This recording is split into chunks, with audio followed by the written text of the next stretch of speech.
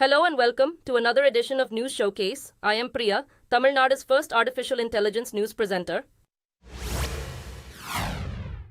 Reports say India's Supreme Court is to hear a petition on the side effects caused by the Covishield vaccine.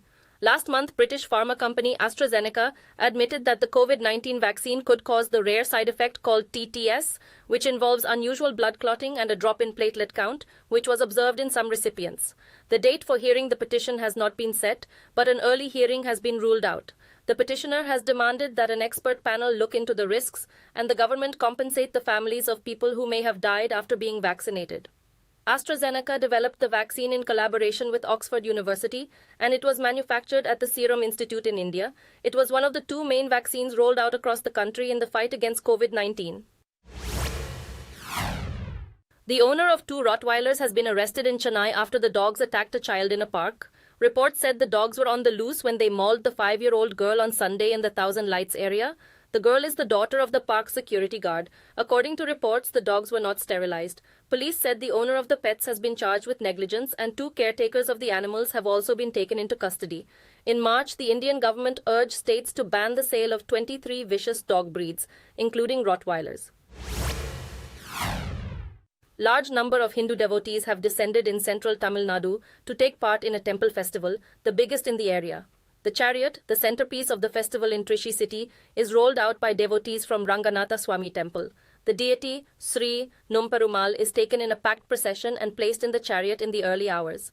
The chariot is then pulled by men and driven through 4 main streets, its traditional route, as worshippers throng the event. A local holiday for all establishments marks the event, which is an important day in the Hindu calendar.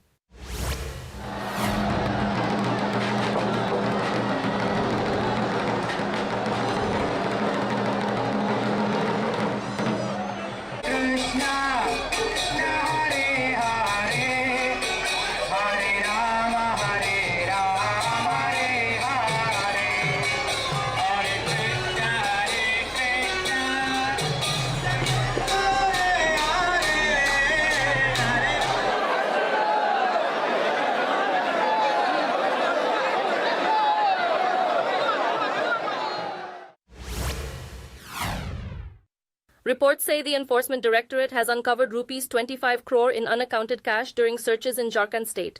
Roughly 6 locations in Ranchi connected to the state's former chief engineer Virendra Ram and his close aides were searched during the swoop. In February last year, the federal agency detained Ram in connection with a financial fraud investigation. Media outlets published footage of piles of cash in a room said to belong to the domestic help of State Minister Alamgir Alam.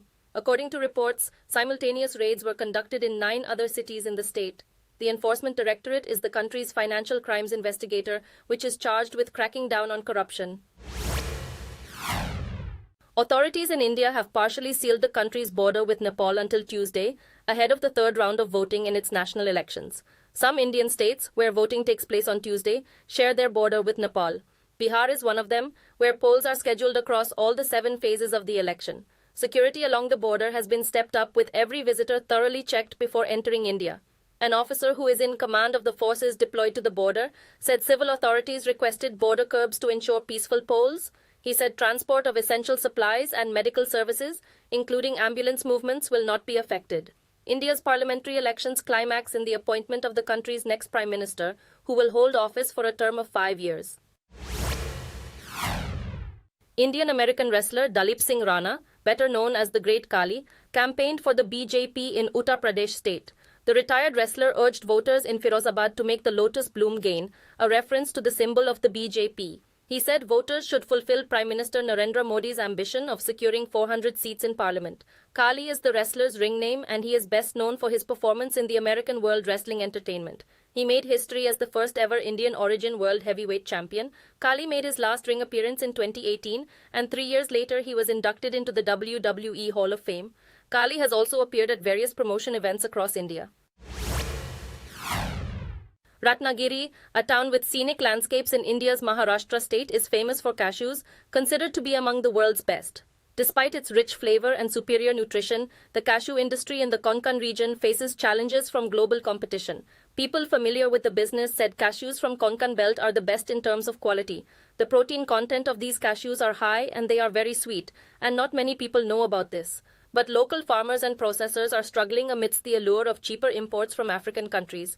India's cashew industry confronts challenges with African seed imports and Vietnamese competition, signaling a bleak outlook. According to India's Commerce Ministry data, Vietnam dominated the global cashew market in 2022, exporting 2.7 billion USD worth of cashews, compared to India's 339 million in exports from April 20th, 23 to March 20th, 24. Investor Warren Buffett has said that his conglomerate Berkshire Hathaway would be interested in what he called the unexplored Indian market in the future. During a question and answer session at Berkshire's annual meeting, he said there are loads of opportunities in India, but the 93-year-old billionaire added only if his firm had some level of advantage in such opportunities. One of the main subjects was the decision to sell off Apple stock. Buffett underlined that it had nothing to do with their long-term outlook for the stock, indicating that even with the recent downturn, Apple will likely continue to be one of their major holdings. He also told shareholders that Vice Chairman Ajit Jain and Greg Abel had shown they were qualified to take over as leaders of Berkshire after his departure. The Israeli military has ordered residents in Rafah to relocate into an extended humanitarian zone in what appears to be preparation for an assault on the city. Israel has indicated a limited scope operation in the city of 1.4 million people, many of them displaced from other parts of the enclave. The military said the evacuees will be sent to tent cities with aid accessible in the nearby towns of Khan Yunis and Al-Mawasi. Separately, Israel has said 3 of its soldiers were killed and several troops were injured in a rocket attack launched by Hamas. Authorities have closed the Kerem Shalom gate that opens into Gaza, which is one of the few routes to deliver food and medical supplies to the people in the enclave. Israel has shut down Al Jazeera's broadcasts out of the country and said it was a mouthpiece of Hamas militants. Reports said the decision was taken by the cabinet after police searched its office at the Ambassador Hotel in Jerusalem. The government said equipment was taken away during the raid. Al Jazeera said that Israeli claims that it posed a threat to the country's security is a ridiculous lie. Israeli officials have been accusing the network of anti-Israeli bias for years. Foreign journalists are banned in Gaza, and Al Jazeera reporters have been among the few present there. The broadcaster, which has its headquarters in Qatar, said it will pursue all legal options. Many human rights and press associations have condemned Israel's decision to ban Al Jazeera in the country.